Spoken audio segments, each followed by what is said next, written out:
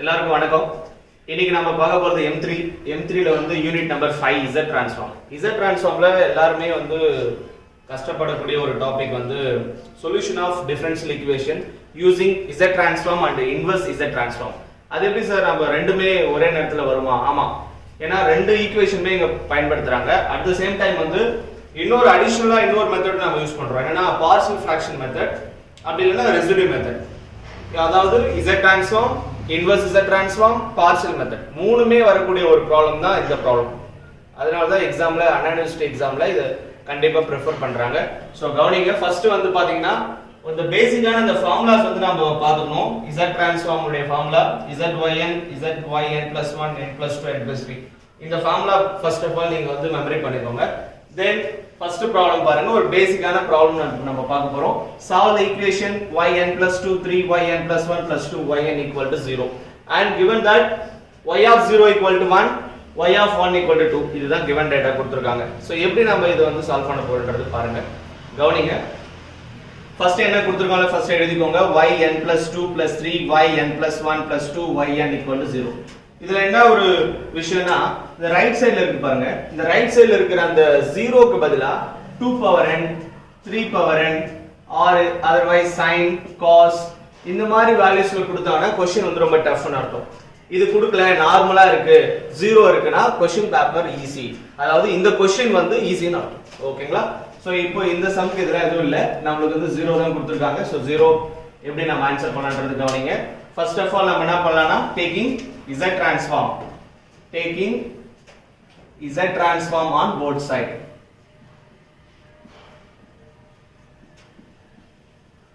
Z transform எடுங்க. Z transform எடுங்க. எப்படி பார்க்கலாம் பாருங்க. Z y of n + 2 and plus constant வெளிய எடுத்துங்க. Z y n + 1 and plus 2 Z y n is equal to Z of 0. ஏன்னா ரெண்டு சைடுமே நீங்க எடுக்கும்போது இந்த ரைட் டபுள் சைடுமே நீங்க பார்க்கணும். இப்போ இதுக்கான ஃபார்முலா வந்து நாம இங்க படிச்சிருக்கோம் இல்லையா? என்ன ஃபார்முலா படிச்சிருக்கோம்? ZYN + 2 ZYN + 1 ZYN. இந்த ஃபார்முலா வந்து நாம படிச்சிருக்கோம். இந்த ஃபார்முலா அப்படியே நீங்க இங்க வந்து அப்ளை பண்ணுங்க. ZYN + 2 னா வரும் பாருங்க. Z² y of z minus z² y of 0 and minus z y of 1. So இந்த ஃபார்முலா நீ ஈஸியா பை காட் பண்ணிக்கலாம். எப்படினா எல்லாமே மைனஸ் வரும். அவ்வளவுதான். அதே மாதிரி ரெடியூஸ் ஆகும் பாத்துங்க. இப்போ 0 f z² y of z z² y of 0 அப்புறம் z வரும். சோ the power reduce ஆகும். அது பாத்துங்க. then plus 3 into இந்த ஃபார்முலா எழுதியாச்சு. நெக்ஸ்ட் பாருங்க ZYN + 1 கான formula ZYN + 1 z y of z minus z y of 0 z y of z minus z y of 0 then plus 2 z y of n இருக்கு. z y of n என்ன எழுதலாம்? y of z.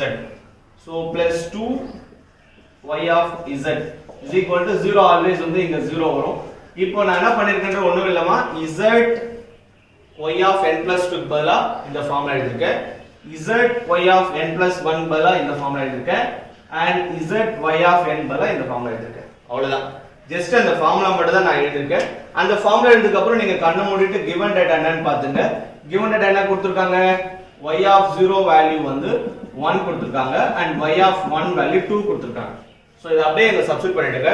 அப்போ z² y of z minus z² y of 0 க்கு என்ன எழுதலாம்? 1. so z² into 1 minus z y of 1 க்கு என்ன எழுதலாம்? 2 plus இது வந்து bracket க்ளோஸ் பண்ணிக்கோங்க. then plus 3 into z y of z எதுவும் பண்ண முடியாது and minus z y of 0 க்கு என்ன எழுதலாம்? 1.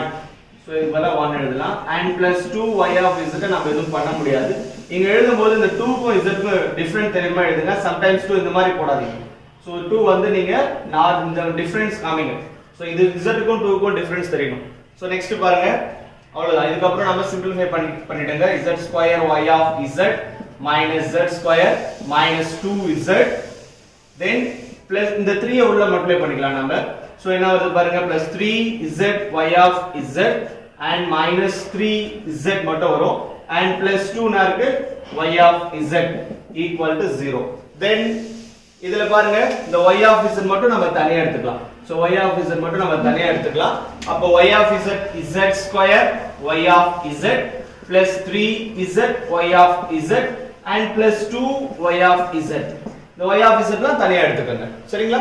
Then z square மீதி ரிமைனிங் இருக்கு minus z square இருக்கு. இங்க பாருங்க minus 2z and then minus 3z. எப்படி எழுதலாம்? minus 5z is equal to 0. Then இதுல இந்த மூணு டேர்ம்ல இருந்து என்ன காமனா இருக்கு பாருங்க, y of z காமனா இருக்கா? அத வெளிய எடுத்துருங்க. சோ அப்ப y of z இதுல இருந்து காமனா வெளிய எடுத்தா மீதி என்ன இருக்கு? z square plus 3z plus 2 and then இந்த டேர்ம் கான்செப்ட் கொண்டு போயிடுங்க. z square plus 5z minus இருக்க டேர்ம் ஈக்குவல் டு z போனா பிளஸ் ஆயிடுது. சோ எல்லாமே மாத்திக்கோங்க. தென் நமக்கு என்ன தேவை இப்போ? y of z மீதி அப்ப இந்த என்டையர் வேல்யூ அந்த z கொண்டு போயிடுங்க. ஓகேங்களா? பாருங்க y of z மட்டும் அந்த சைடு வச்சிட்டு z square plus 3z கீழ கொண்டு வந்துறோம். கீழ கொண்டு வந்து என்ன பண்றோம்னா இது ஃபேக்டரைஸ் பண்றோம். ஃபேக்டரைஸ் பண்ணும்போது 1 into 2 மல்டிப்ளை பண்ணா 2 ஆட் பண்ணா வந்து உங்களுக்கு என்ன வருதுன்னா 3 வருது. சோ இப்போ பாருங்க z காமனா மேல எழுதுங்க. அப்ப z plus 5 வந்துரும். இங்க வந்து பாத்தீங்கன்னா z plus 1 into z plus 2 நாம எழுதிக்கலாம் ஃபேக்டரைஸ் பண்ணா.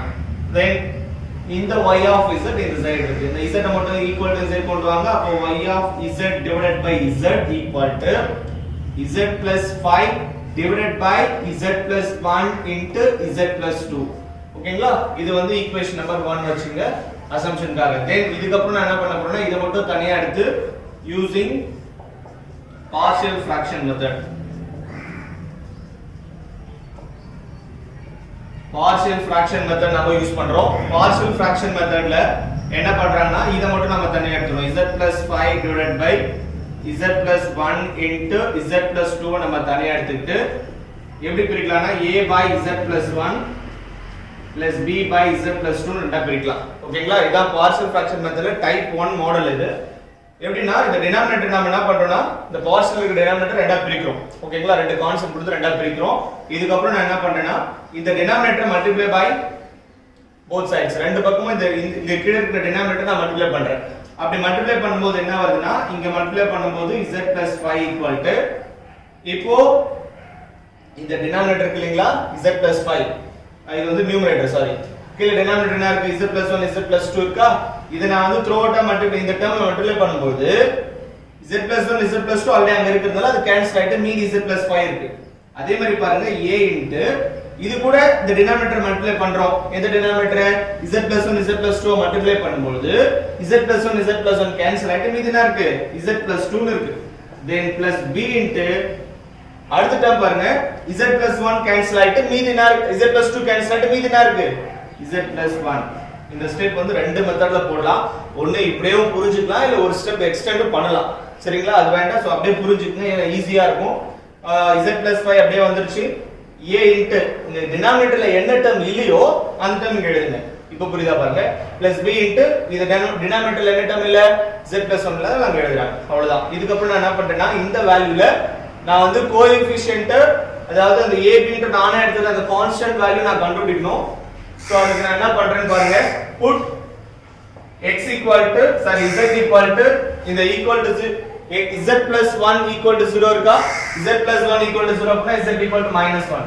z equal to minus 1 நான் இங்க சப்ஸ்டிட் பண்ணா என்ன வருது பாருங்க minus 1 plus 5 equal to இங்க பாருங்க a into z value minus 1 plus 2 plus 0 வந்துச்சு பாருங்க. ஏன்னா நம்ம இந்த டேர்ம்ல z equal to minus 1 substitute பண்ணா ஆன்சர் 0 வரும். சோ அப்ப ஃபைனல் ஆன்சர் பாருங்க 4 equal to a into 1. அப்ப டைரக்ட்டா a வேல்யூ equal to நம்ம 4 நம்ம அசம்ப்ஷன் எடுத்துக்கலாம். ஓகேவா? நெக்ஸ்ட் b வேல்யூ கண்டுபிடிக்கணும். b வேல்யூ என்ன பண்றேன்? put z equal to இங்க என்ன இருக்கு z plus 2 equal to 0 பண்ணா z equal to minus 2. அப்ப z equal to minus 2 நான் சப்ஸ்டிட் பண்றேன். z equal to minus 2 அத சப்ஸ்டிட் பண்ணா என்ன ஆகுது பாருங்க minus 2 plus 5 equal to இங்க z equal to minus 2 substitute பண்ணா ஆன்சர் 0 ஆயிடும். அப்ப நான் இத விட்டுறேன் plus b into z equal to minus 2 அப்ப minus 2 plus 1 வருது. அவ்வளவுதான் பாருங்க. அப்ப ஆன்சர் இங்க 3 வரும். சோ அங்க b into minus 1 வரும். மைனஸ் ஆல மல்டிப்ளை பண்ணா answer b equal to minus 3. ஓகேங்களா? சோ அப்ப a வேல்யூ b வேல்யூ கிடைச்சது. இந்த வேல்யூ எடுத்து போய்ட்டு ஈக்குவேஷன் 1 ல நம்ம சப்ஸ்டிட் பண்ணலாம். அது எப்படி டைரக்ட்டா நம்ம ஈக்குவேஷன் 1 ல சப்ஸ்டிட் பண்றோம்னா ஏனா இங்க பாருங்க நம்ம அந்த ஈக்குவேஷன் 1 RHS தான் நாம என்ன பண்றோம்னா a b நம்ம தனியா பிரிச்சோம். அப்ப இதுக்கு பதிலா இது எழுதலாம் அப்ப இந்த வேல்யூக்கு பதிலா இது எழுதலாம். அப்ப டைரக்டா from equation number 1 வெச்சுக்கலாம். எப்படினா y of z divided by z equal to இந்த வேல்யூக்கு பதிலா இந்த மாதிரி எழுதலாம், இதுக்கு பதிலா இந்த மாதிரி எழுதலாம். அப்ப a க்கு பதிலா என்ன பண்ணுங்க 4 டைரக்டா எடுத்துங்க. 4 by z plus 1. அடுத்து பாருங்க plus b க்கு பதிலா -3 இருக்கு. சப்ஸ்டிட்யூட் பண்ணிட்டு அதுக்கு அப்புறம் நம்ம சிம்பிள் மாத்துங்க. then z plus 2 இங்க இருக்கு. சரிங்களா? இப்போ என்ன பண்ணலாம்னா இந்த z ஆன்சர் கொண்டு போலாம். அப்ப மீதி என்ன இருக்கு y of z equal to z 4 constant மட்டும் வெச்சுங்க. z divided by z plus 1 and then -3 constant வெளிய எடுத்துருங்க and then z divided by z plus 2. இப்போ அடுத்த ஸ்டெப் என்ன பண்ணலாம்? இப்போ இந்த y of z பதிலா என்ன எழுதலாம் அப்படினா y of z கூட நம்ம ஆல்ரெடி ஃபார்முலா படிச்சோம். என்ன எழுதலாம்? z inverse of yn. அப்போ z inverse of yn எழுதலாம். இது ஒரு ஃபார்முலா இருக்கு. இப்போ ஒரு நிமிஷம். சாரி z of yn மாதிரி சொல்லிட்டேன். z of yn நம்ம எழுதலாம். அப்ப z of yn எழுதுனா வந்து பாருங்க 4 into இது அப்படியே தான் இருக்கும். z by z plus 1 minus 3 into z by z plus 2 அப்படியே தான் இருக்கு. அதாவது இப்போ பாருங்க எனக்கு வந்து z வேண்டாம் yn வேணும். அப்ப z அன்செட் பண்ணனா உங்களுக்கு z இன்வெர்ஸ் ஆ மாறிடும். அப்ப கவனிங்க. அப்ப பாருங்க yn அப்படியே இருக்கு. இங்க என்ன இருக்கு z inverse of z by z plus 1. முன்னாடி என்ன இருக்கு அந்த 4 கான்ஸ்டன்ட். then அடுத்து பாருங்க -3 இருக்கு. z inverse of z by z plus 2. இவ்வளவுதாங்க. So இப்போ இது வரைக்கும் ஒரு நம்ம என்ன பண்ணோம்? ஃபர்ஸ்ட் கொடுத்திருக்க क्वेश्चन z ட்ரான்ஸ்ஃபார்ம் எடுத்தோம். z ட்ரான்ஸ்ஃபார்ம் எடுத்து ஆன்சர் பண்ணோம். அதுக்கு அப்புறம் நம்ம y of z அப்படி சொல்லிட்டு ஒரு கண்டிஷன் வந்தது. ஆனா z தனியா வெளிய எடுத்துட்டா y of z by z ஒரு கண்டிஷன் எடுத்துறோம். அதுக்கு அப்புறம் இந்த வேல்யூ வந்து நமக்கு கிடைக்குது. இது எனி வேல்யூ வேற சம்ஸ் இருந்தா கூட வேற வேல்யூ கிடைக்கும். இந்த வேல்யூல நம்ம பார்ஷியல் ஃபிராக்ஷன் மெத்தட் யூஸ் பண்றோம். பார்ஷியல் ஃபிராக்ஷன் மெத்தட் யூஸ் பண்ணி ab வேல்யூ ஃபைண்ட் பண்றோம்.